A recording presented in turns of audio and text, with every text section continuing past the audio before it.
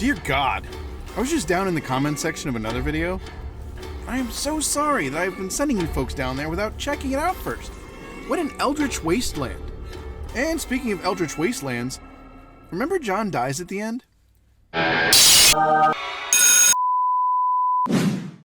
John Dies at the End is an eldritch horror comedy which is based on the first book in a series by comedy quiet giant Jason Pargin.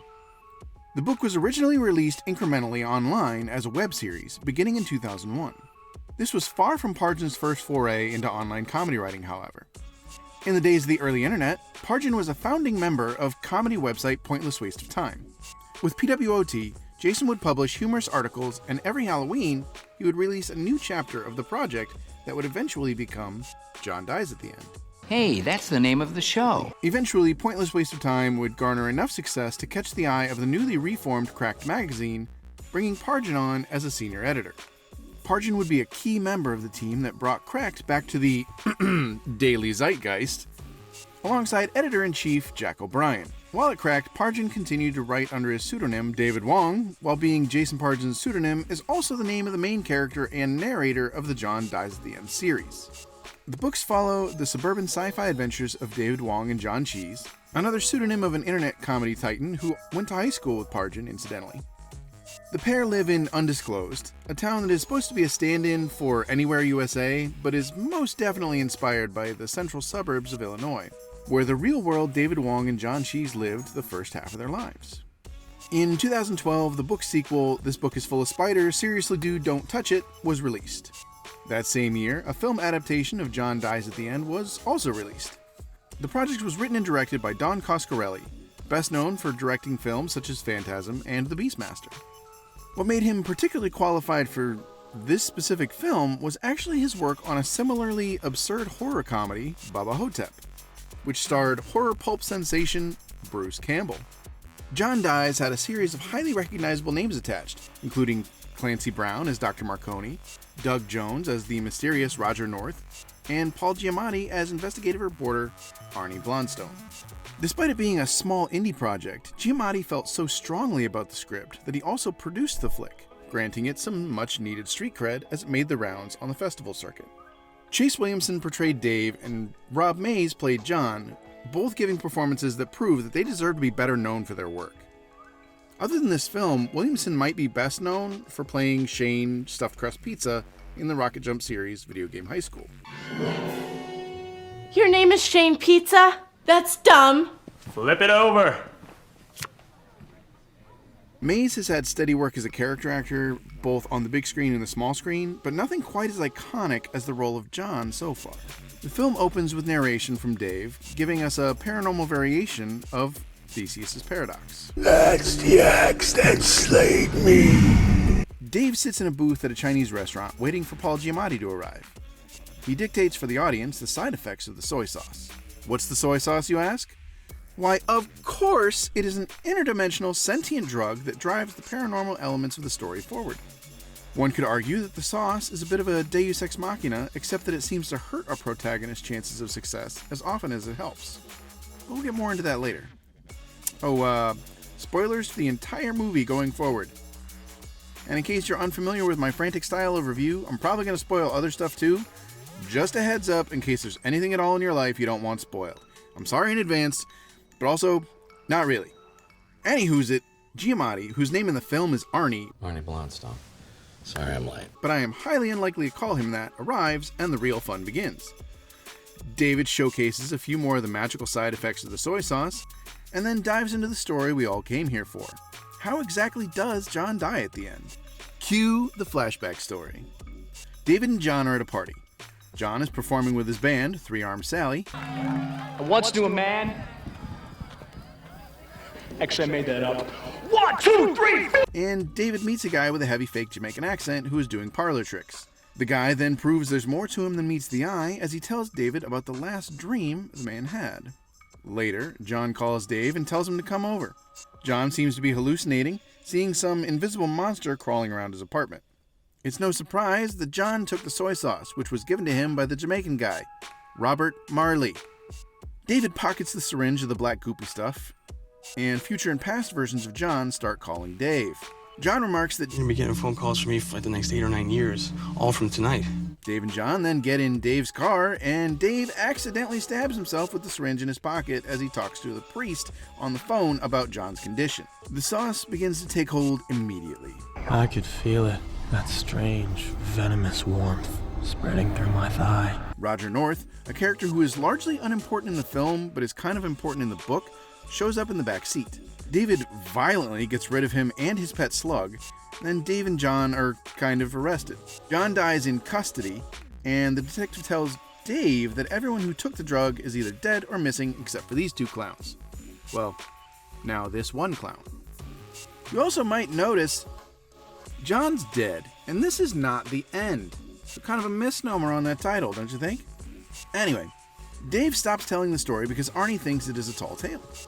In order to win his trust back, he takes him outside and shows him the creature that he has in his trunk. In the book, it is explained that this is the creature that John saw in his apartment the night he took the sauce. It also escapes into the town in the book later on, but it's not dangerous and seems to like John and Dave, so they treat it kind of like a pet that comes and goes as it pleases. Anyway, Arnie is able to see the creature that Dave has in his trunk, and we get back to the story. John calls Dave from the past/future and helps him slip away from police custody. To convince him of the supernaturalness of it all, he then calls David on a bratwurst. Dave goes to Robert Marley's house and finds more sauce there, and unfortunately, he also finds Robert Marley has expired. The soy sauce, it seems, desperately wants to be inside Dave and have its way with him. And for as bad as that sounds, it's kind of worse than I'm describing it. It's so painful and so disturbing, Dave actually passes out. And when he wakes up, our detective friend is there, and it is clear that this man has abandoned all reason. He's there to burn down the house and destroy any evidence of the thing that caused the massacre at the party. He then shoots Dave. However, at the last moment, the soy sauce transports Dave back in time to the bullet factory and saves his life. At the very moment that that particular bullet is pressed, Dave arrives to distract the factory press worker, this guy working this machine, causing a defect in the bullet. Dave then transports back to the moment that he was shot, and he awakens inside the burning house. He's then rescued by a dog that he met at the party named Barkley, which drives his truck into the house. Turns out, the sauce is also in the dog a little bit, and John is able to communicate some through that dog like he did the brat. David goes home and is almost immediately kidnapped by a guy from the party who has been possessed by a hive mind creature from another dimension named Shitload. Just call me Shitload. There's a shitload of us in here, yo. Brilliant! What else you working on? He and the other survivors of the party, including Barkley's owner Amy, are taken to the abandoned mall. John is also with them. Turns out he's not dead. He's just inside the dog. He then gets back inside his body through some magic static electricity, and when they arrive at the mall, they attempt to escape. They distract Shitload enough for the detective, who has secretly arrived outside, to ambush and kill him. The detective is then possessed by the same hive mind creature that possessed Shitload, and is summarily killed. There are now only 3 of them left. John, Dave, and Amy realize the reason they've been gathered at the mall was to travel through a ghost door and enter another dimension. Amy, it appears, is the only one who can open the door, as she has a missing hand. The ghost door can only be opened with a phantom limb. Amy opens the door, John and Dave go through, and there they meet famous paranormal investigator Dr. Marconi, who is waiting for them in the world between worlds. Into the space between spaces. John and Dave, because they took the sauce, are the only humans alive who can travel between dimensions, and they must take a bomb to the dimension where Shitload was trying to go to. They go through this door, and there is immediately just so much nudity. Just boobs everywhere. The society here basically worships a bio-supercomputer. This supercomputer, through incredible calculations, has prophesied that John and Dave would arrive and are to be sacrificed to the computer named Korak so that it can learn how to traverse the other dimensions and consume them as well. Rather than be sacrificed, the duo decide to deploy the bomb. They fight back, and this is when we realize, oh yeah, the dog has the soy sauce as well, and it happens to have come along with the gentleman. As they begin to lose the fight, Barkley ultimately has to sacrifice himself to detonate the bomb. They return after the explosion, and Marconi further explains the situation. We needed to send someone they would consider totally innocuous, completely unable to pose a serious threat. Besides, the dog needed an escort. Amy and Dave are said to have started dating. Marconi helps the two men establish themselves as professional paranormal investigators. And that's where the story comes to an end and things get weird for Arnie.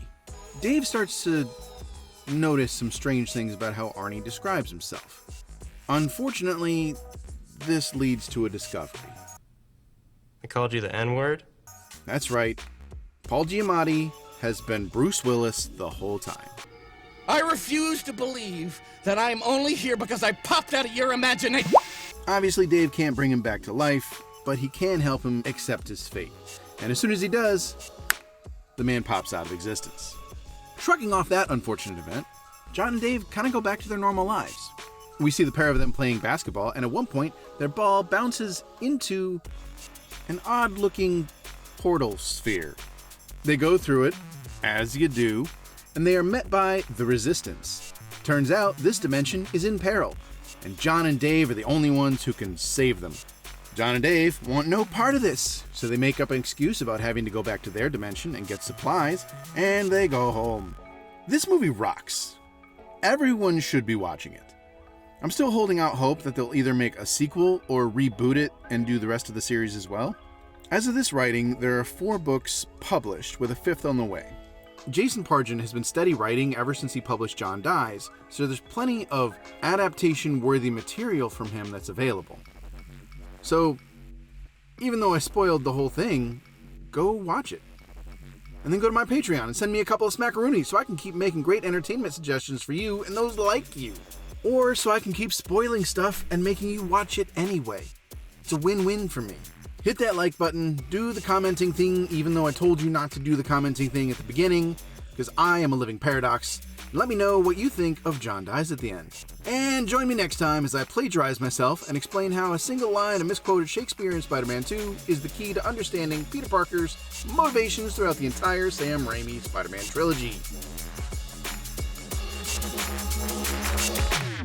I called you the N-word?